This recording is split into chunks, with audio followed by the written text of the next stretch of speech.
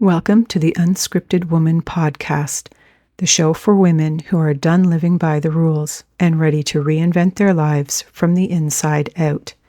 If you're ready to design your next chapter on your own damn terms, you're in the right place. Let's get into it. Welcome to the Unscripted Woman Podcast. This is a podcast for women who are done living by the scripts written by everybody else and now writing their own. Today, I am being joined by Erin Gregory. Erin is the founder of Erin Gregory Creative, a strategic communications and brand consultancy serving mission-driven organizations. With 20 plus years of marketing and communications experience across nonprofit, small business, and federal organizations, she works as a fractional CMO and consultant in healthcare, technology, and community development. She's the author of 2 books. The first is Living on Purpose. The second is Own Every Minute, and we will get into those.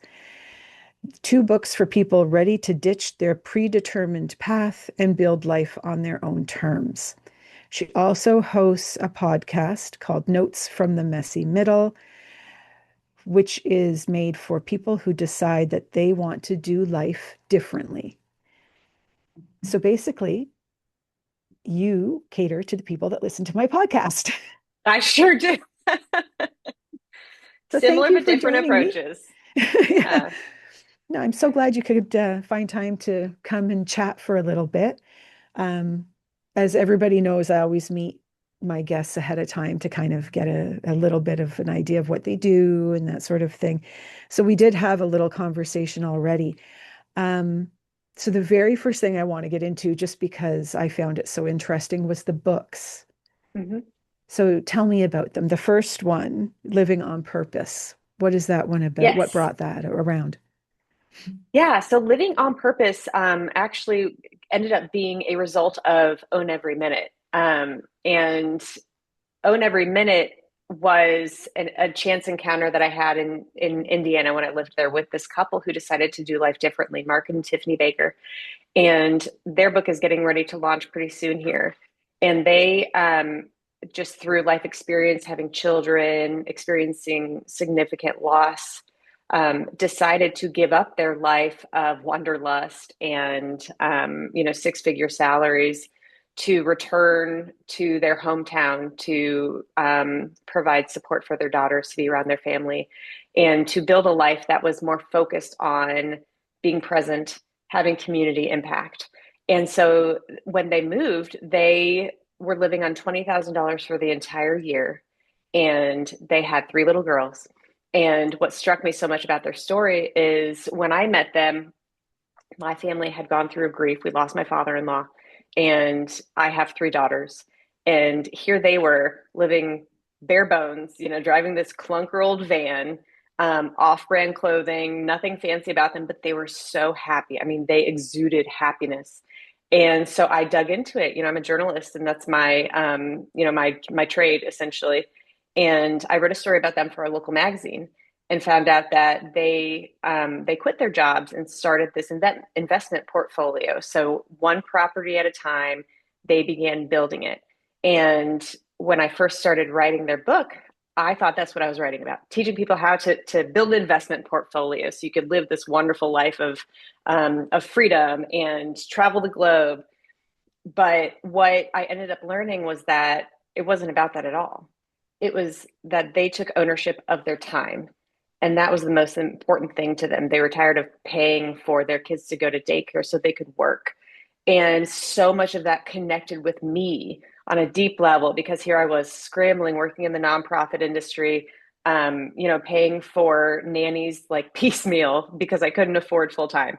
And so, my kids would come to work with me, and then I'd put them in the childcare, and then I'd work until 3 when my daughter got off the bus, and then I'd go home to meet them, do all of the mom things, and then finish up work at night, which usually meant like media interviews and social media responses and all that kind of stuff. So I was living bare bones in every other aspect.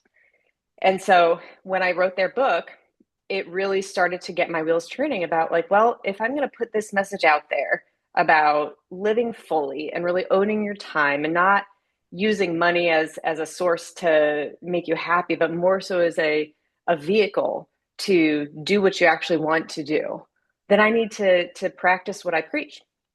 So that started my journey into entrepreneurship. And it took me a good 10 years to get the experience and the nerve to do it. But I took my side hustle as a journalist and I built a marketing practice. And it happened pretty organically because I just kept collecting experience along the way, from working as a federal consultant to working for small business consulting agencies and being in the nonprofit industry for so long. I collected all of those skills and I made something that worked for me. So it highlighted everything that I had learned that I was good at, that I really loved doing. And I started to offer it to clients.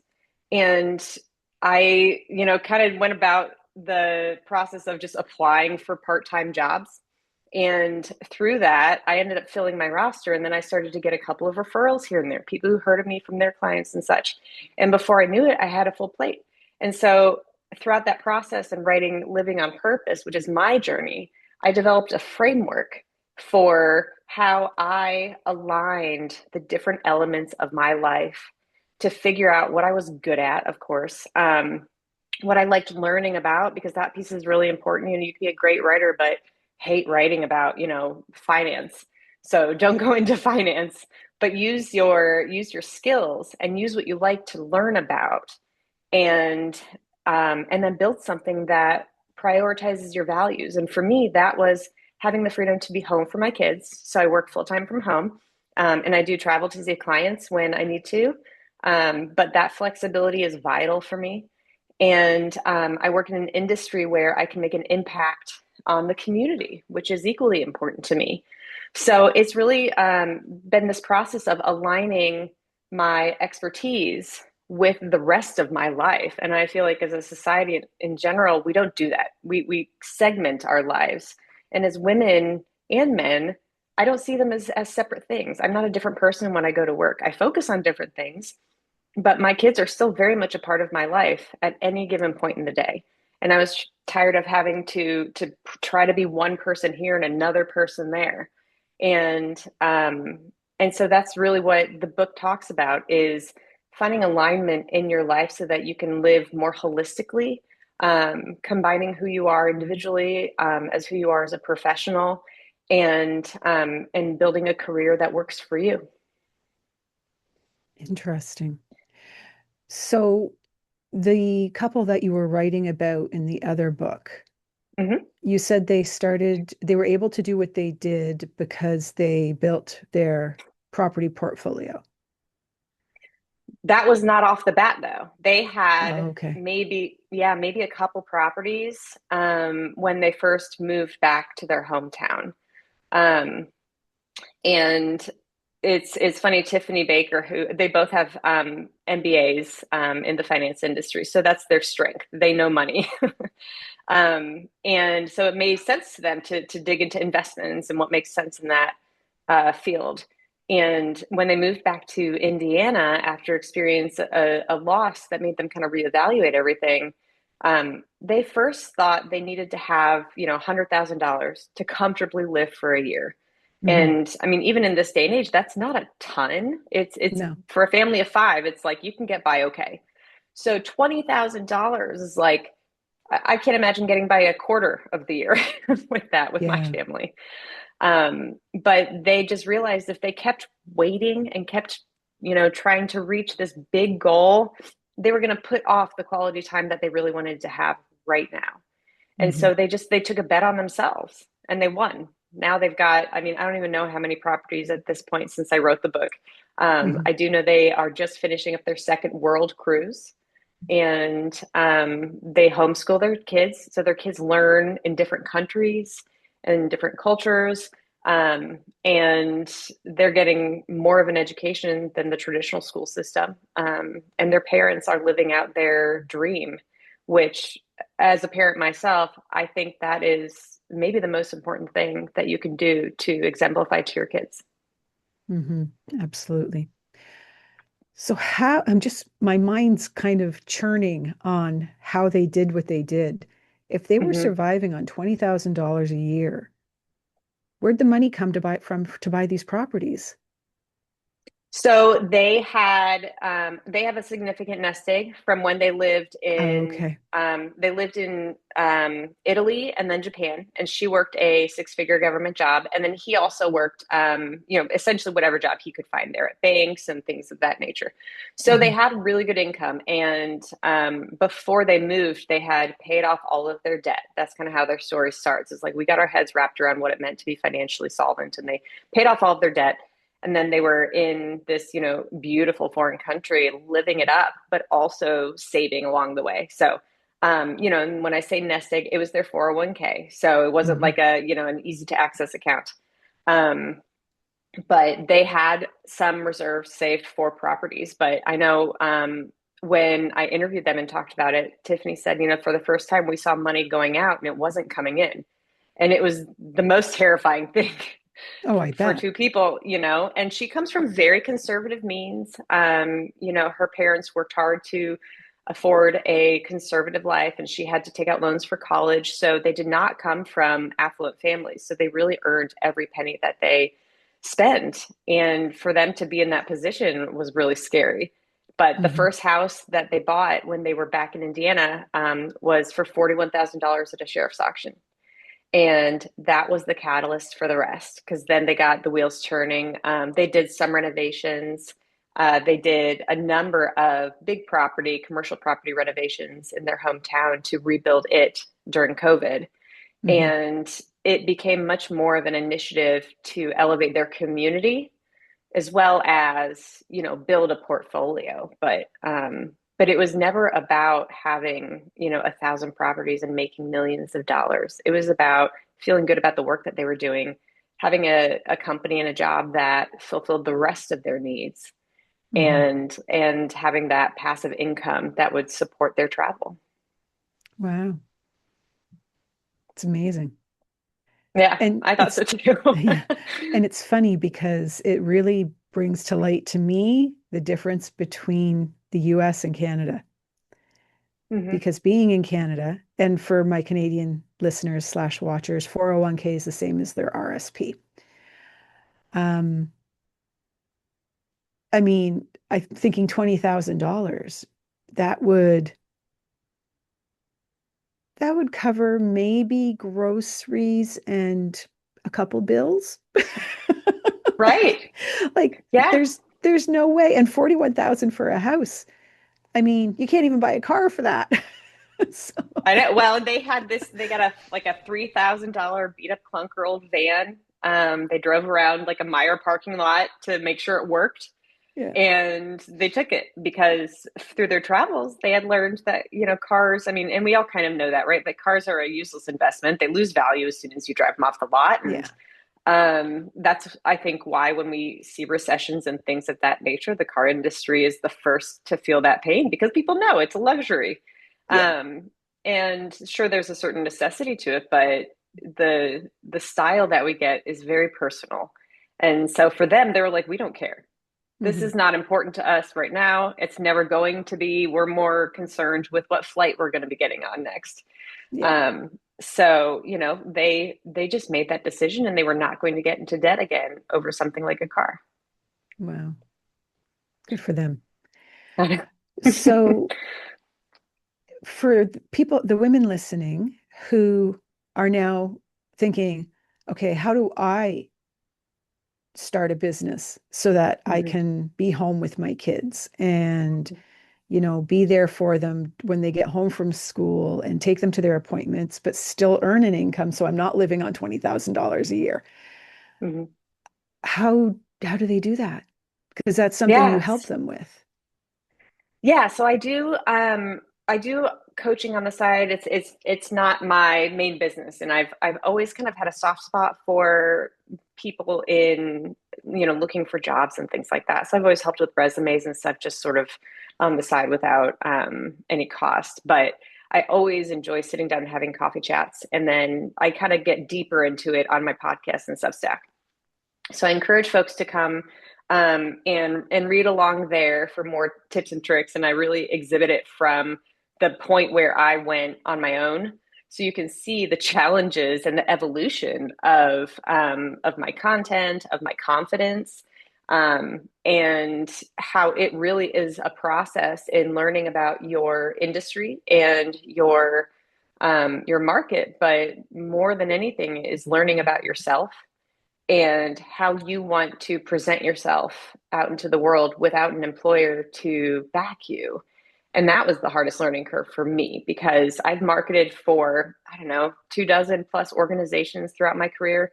And that's easy for me. I've done it enough times. I can sit down and I can deep dive with a client and get to know them and their brand and tell them how to do it. When I sat down with myself, I was like, oh my gosh, who am I on my own? And that's a whole process. And I started just by putting things out there. And I knew that they were imperfect. And that's why I called my podcast The Messy Middle, because I thought, well, I'm never going to be clean and perfect. I'm never going to have it all together. So here I am, and follow along and learn a few things and hopefully feel inspired along the way.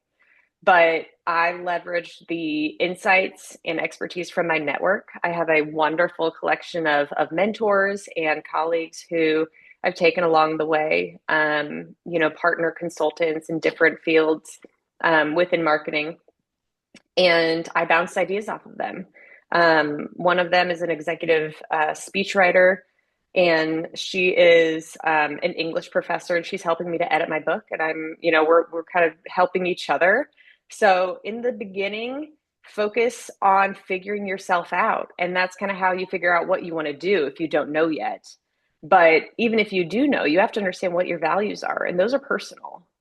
Mm-hmm. And once you've landed on some of those foundational pieces, then you can kind of start to form your story and how you want to communicate what your skills are and what you bring to the marketplace.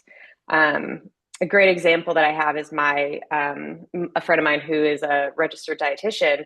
She had a full-time job at a hospital, and then she had her kids, 3 kids, like boom, boom, boom. And she realized real quickly how expensive childcare is, and couldn't justify going back to work just to pay for childcare. So she stayed home, and she loved it for the first couple of years. And then they started to get into preschool and kindergarten age. And she thought, okay, this is not it for me. I'm not just going to be at home. I have a degree. I have a field I really want to contribute to.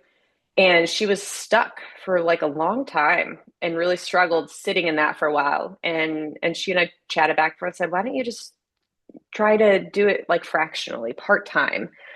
And she's like, oh, I don't know if that's really possible in my field, yada, yada. And so she started having conversations with fitness centers and with healthcare organizations and insurance companies. And now she's about 50% full and is kind of happy sitting in that like little bit of chaos, but not too much. And if she wants to begin to scale up, she now knows how. So as her kids get older and depending on their schedules, she has that opportunity to do it. So it's really about, managing those relationships, learning how to network yourself, and figuring out how you can start small and scale as you become more proficient in what you're doing. So for someone who, like, for example, say I sit here and I think to myself, okay, this is what I really enjoy doing. This is what I'm good at. Mm-hmm. How do you know if what you're good at and enjoy doing, people will pay for?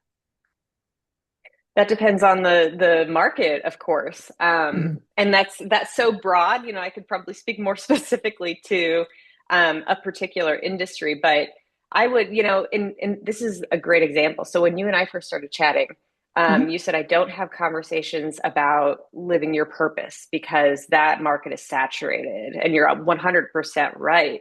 And when I was thinking about my positioning, I did a deep dive into other people who were doing it, and the framework that I developed. I was, it's one of those things that just kind of came to me organically when I was speaking with a group of young leaders about what to look for as they grow their careers.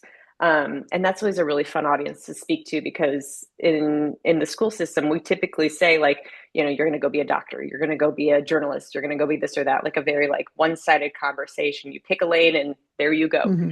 And I said, okay, but what happens if you get tired of that career in 5 years? Well, then I'll go find another job. Well, what does that job look like? And is that job just going to get you to the next job? Like, think of it holistically and what you want your life to look like, not just your job. Hmm. And it's different for every industry. So this is not a framework that is, going to work for every field. Doctors obviously like have to be, where their patients are. But Hmm. if you have something that you love doing on the side, whether it's writing, whether it's coaching, whether it's, it could be a trade. You could start your own side program, side hustle, and start to build those relationships and follow where the work takes you. So, kind of to get back to your first question, get to know your marketplace, do your research, and your skills are transferable in a number of different ways. So, don't think you have to stay in like one line. We're getting away from that. We're thinking Hmm. strategically and creatively about our expertise and how you can leverage it in the direction that still prioritizes your values at the end of the day. So this is actually something, because being, not of the age of young children, we won't say how old.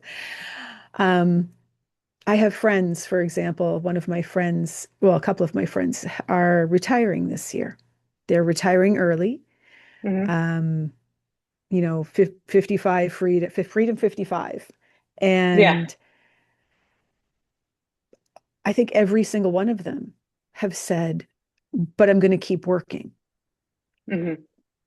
I've done my 30 years where I was, but I'm only in my 50s. I got a lot more time ahead of me. I don't want to stop working yet, even if it's only part time. So Yeah. this would actually be something that would be useful in that situation as well. If you're someone who's finishing a career and thinking, okay, what am I going to do next? Because I'm done my career now.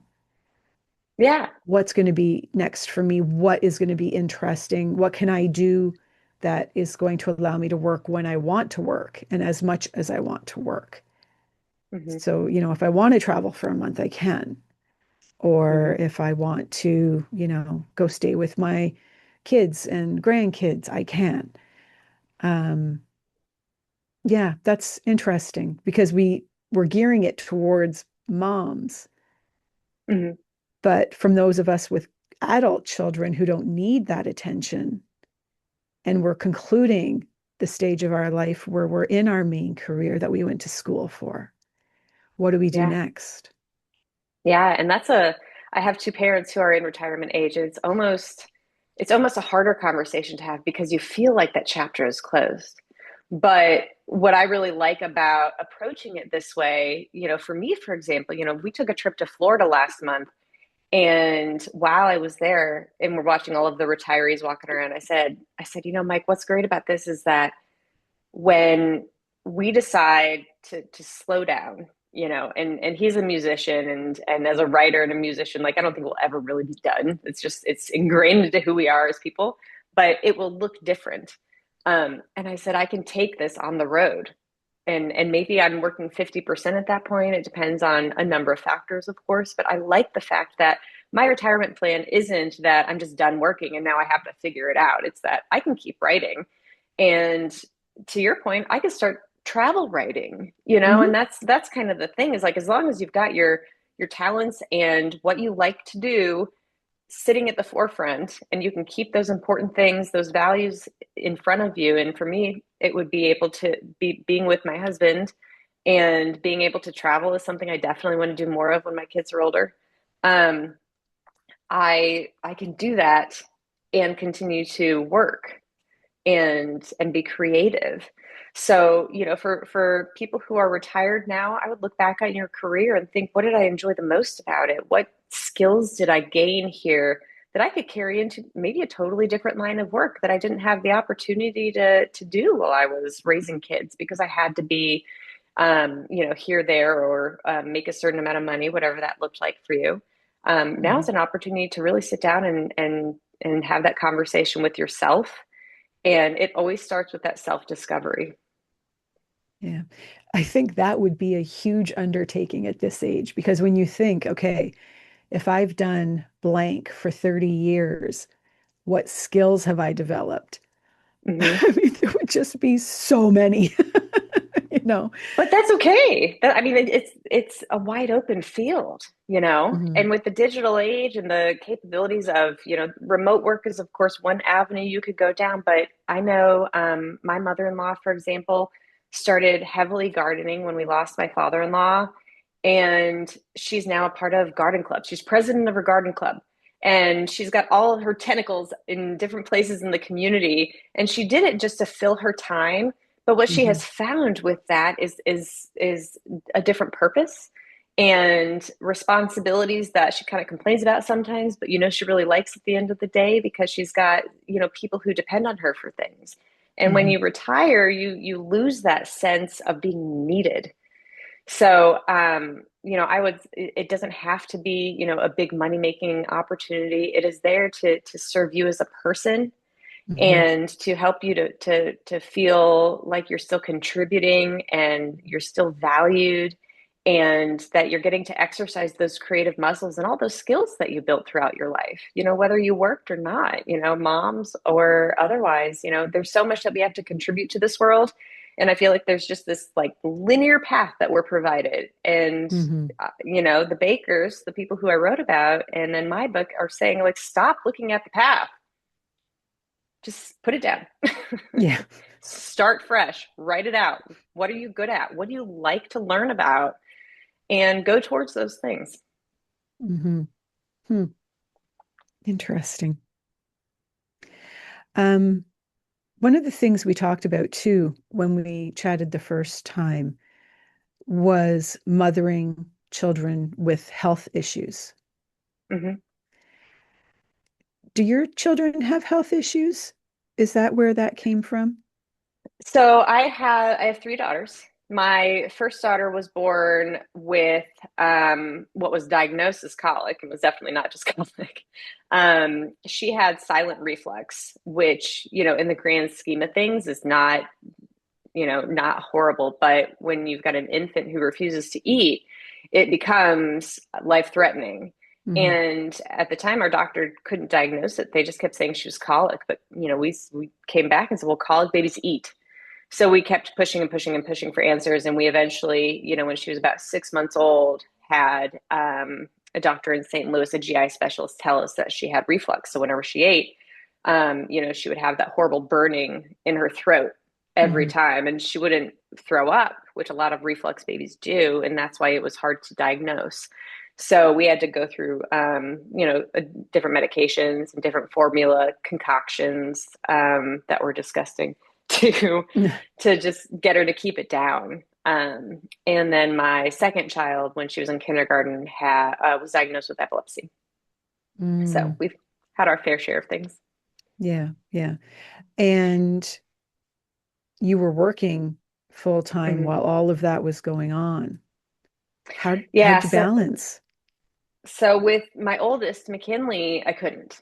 And that was kind of what brought into my awakening to the realities of the workforce, um, and the challenges that working parents have. Because I know there are some dad caregivers out there who experience this too. But I couldn't go back full time because of what she was going through, and I didn't want to. I wanted to be there for her, and our pediatrician also said that she would not recommend having her in the care of anybody else because she just cried all day long. Mm, So, for better or worse, it was up to me and my husband, and he was working full time. And so I started reaching out to publications who I knew through my employer, who, I was a publicist prior to her arrival. And I was fortunate to get assignments, and that little thread carried me through. Um, and I just wrote, a couple articles a month. It was a few $100s, wasn't anything significant financially, but that was really the start of what became Erin Gregory Creative. Mm. And your second child, Hmm. she's okay now? She is okay. Yeah, she's been Good. in remission for a couple of years. Yeah, she was diagnosed in kindergarten, and I was working full time during that, but I was working from home, which was a pretty big difference. So I'd already, gone that route during COVID, Hmm. and I was pretty transparent that I was never going back. So, Oh, that's good. That's good. yeah. So the podcast, Hmm. what type of, is it you or do you have guests? And if you have guests, what type of guests is it that you have on? Like what topics are you discussing?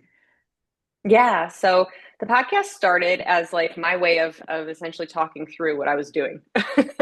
And I say it very blatantly in the beginning. I'm like, this is us figuring it out. So join us along the way. We're in the messy middle. And I felt like so many podcasts and so many, coaches, which I don't really identify myself as a coach, but present the perfect aftermath. And that's all well and good. But I was like, I want to highlight people who are in the thick of it, because that's where so much of the good stories come from. But it's also what I wanted to hear when I was in that phase, when you've got a sick kid or when you're struggling to find a job or whatever else. You don't listen to the guy who's like, I found my perfect job. You're like, no, I want to hear somebody who's like in it and is surviving it and, Hmm. or has survived it and is like just coming out of it on the other side. So I really talk to people who have been through some incredible circumstances. From, one gentleman who has a son who has a number of different diagnoses, and they are full-time caretakers of him, and how he has taken that experience and learned through grief and the loss of the life that he would have had, to advocate for healthcare for children who need better access to wheelchairs and things of that nature. And he's turned that into his mission in life. And he shares it through poetry and through different stories and things of that nature. And so what I really learned through this whole process is that all these people who've gone through these whole things, like, they have made it their life mission to educate and to bring their experience to the forefront for others to benefit from. And that was what I wanted to do. So I took their stories and I said, let's elevate these. Let's elevate the messy stories, the challenges and the struggles, and show people that, like, hey, you're not the only one going through it, Hmm. because so many times we are in that place and we feel like it's just happening to me. Why is this happening to me? And it's like, Hmm. well, it's happening to people all around the world every day. The difference is in the perspective that we take. Right. And that's what, my husband and I did with our lives, is we took our situation and our challenges and we turned them into something that provided us with more fulfillment, and exemplified to our kids that no matter what life throws at you, if you keep yourself at the forefront, and you keep striving to better yourself and to build something for yourself, then ultimately you will be happy at the end of the day. Nice. And I assume they love having you around all the time. I think so. I've got a 13-year-old, so that's debatable. For the But yeah, younger ones. yeah. No, we are a very close family unit, and I've got my sister and her kids in town. Otherwise, everybody is in surrounding states. So it's really always been just us, our little family unit of five, and we're very close. And so that's always been our priority. My husband too, and he's got a pretty flexible job now, that allows him to trade off when I need him to be here. But we've never really relied on caregivers. It's always been us. So. Wow. Yeah, the cost of daycare is so ridiculously expensive. Yes, yes, it is. I know many people who were just like, I would be working to pay for daycare. It would take up Mhm. all of my paycheck. Yeah, Yeah, and we had to for about a year with my youngest daughter, Mia. She did go to a daycare preschool when she was preschool age here for part time during, it was right after COVID when daycares opened up. Because at that time we were still figuring things out. You know, my husband had to find his next job, and I was just starting to build mine. So we did have to use it then, and it was about $1,200 a month just for her to go. And I don't even think I think she was full time for just that year. Hmm. But Wow. yeah, it's a big dent on your paycheck. And unfortunately, I don't know as a society if we are in a place where women can really escape that yet, because even working and building something with kids at home is very difficult to do. But Hmm. at least if you have that end in sight, that goal in sight, you know you're working towards it instead of just feeling like you're constantly spinning on the wheel and there's no way out. Right, right. Do you find you've been able to tell the kids, I'm working, don't come into the office, or, you know, give me 20 minutes without Yes. saying anything or bugging me? And they're okay with that. They understand it. Yeah, they know now. It was a hard lesson at first. You know, when we first moved to Columbus during the pandemic, and that was our big leap. You know, when the pandemic hit and we both ended up without jobs, we thought, well, we don't have an excuse now, so let's just go. And Columbus was always our goal because our families live on either sides in Indiana and in Pennsylvania. Hmm. So COVID hit, and we were just like, well, let's just go. And we used our savings and we started to live off of it. And we lived in a little condo with the three of us and our two dogs. And so that was a challenge because, you know, it's a small space. And so anytime I would go on calls and I had a 1 year old, a 4 year old, and a 6 year old, they would want Hmm. me.